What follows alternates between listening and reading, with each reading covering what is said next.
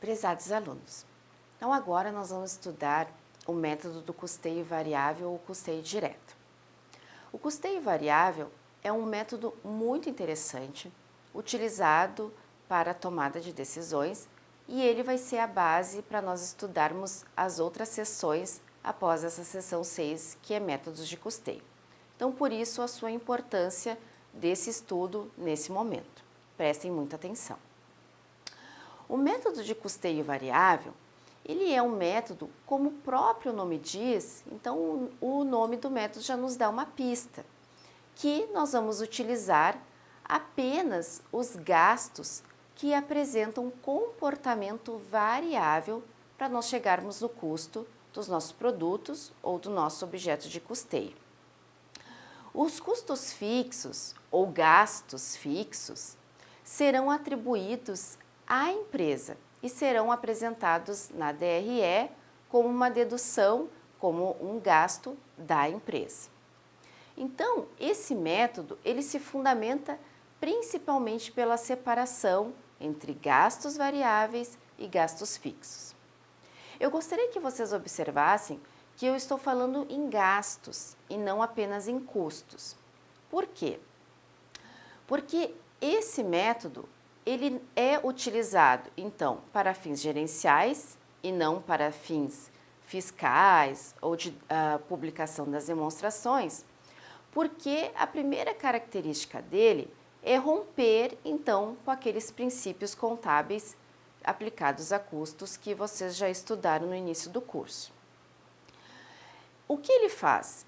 Ele soma, ele considera custos e despesas variáveis, ele vai imputar tudo isso como se fosse custo do produto. Então, esses gastos fixos, que seriam os custos fixos e despesas fixas, vão ser deduzidos da DRE como se fossem gastos da empresa e não atribuídos aos produtos. Então, o custeio variável ou direto, ele sempre vai levar em consideração, então, o comportamento desses custos. Essa expressão gastos variáveis, ela vai ser sempre utilizada para aqueles custos, então, que eles vão variar conforme o nosso nível de produção.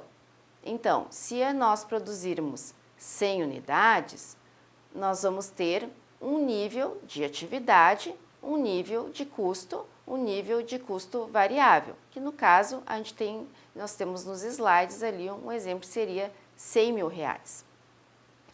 Se nós estivermos oscilando, variando o nosso volume de produção, é natural que esses custos também oscilem. Então, nós vamos passar num patamar de 100 mil reais para 200 mil reais para termos 200 unidades produzidas. Notem que os gastos variáveis, eles são variáveis no seu volume total. Quando nós estivermos falando unitariamente, ele apresenta um comportamento fixo. Então, a gente sempre diz que o custo unitário variável é fixo, ou, como eu gosto de dizer, ele é um valor constante. Por outro lado, nós temos, então, os gastos fixos, que independem do volume de produção ou do nível de atividade. Se nós produzirmos 1 unidade, 10 unidades, 1.000 unidades, 10.000 unidades, os custos fixos sempre serão os mesmos. Da mesma forma, se nós não produzirmos nada, tivermos produção zero, nós também apresentaremos custos fixos.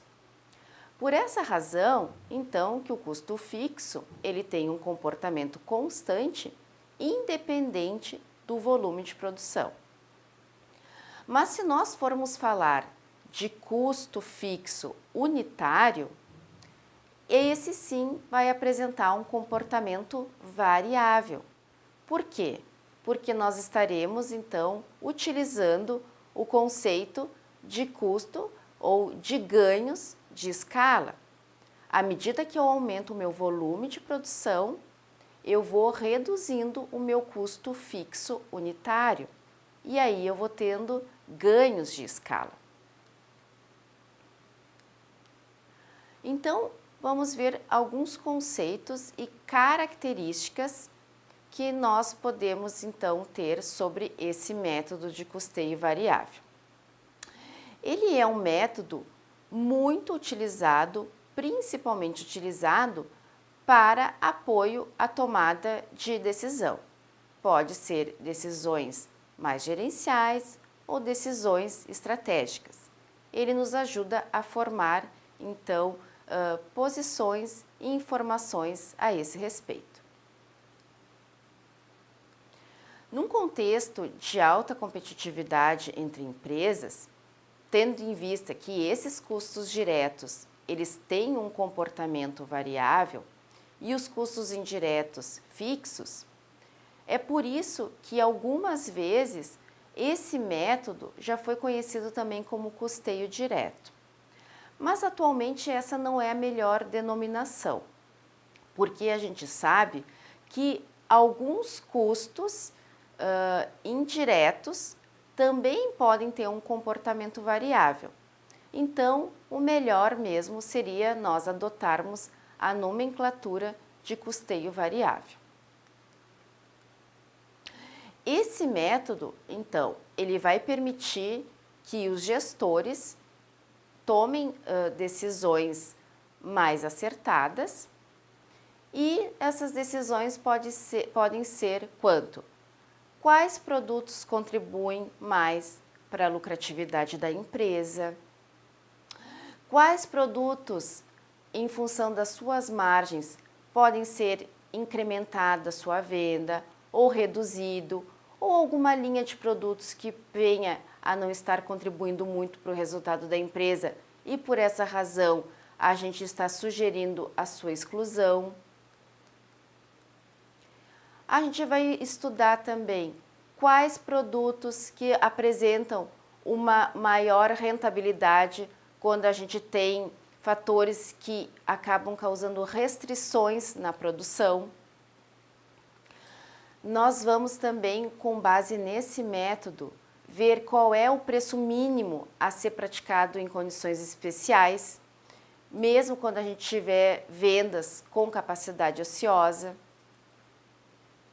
Ele também é um método utilizado para as decisões de fazer ou comprar, make or buy, né? Comprar ou fabricar. Então, esse tipo de decisão utiliza aqui o método do custeio variável como fundamento. E a gente vai também, com base no custeio variável, determinar qual é o nível mínimo de atividade em que um negócio passa a ser rentável. Esse conceito, que é um conceito de ponto de equilíbrio, nós vamos estudar na próxima sessão, que é a sessão de custo, volume e lucro. Então, o método do custeio variável, ele não faz distinção entre custo e despesa.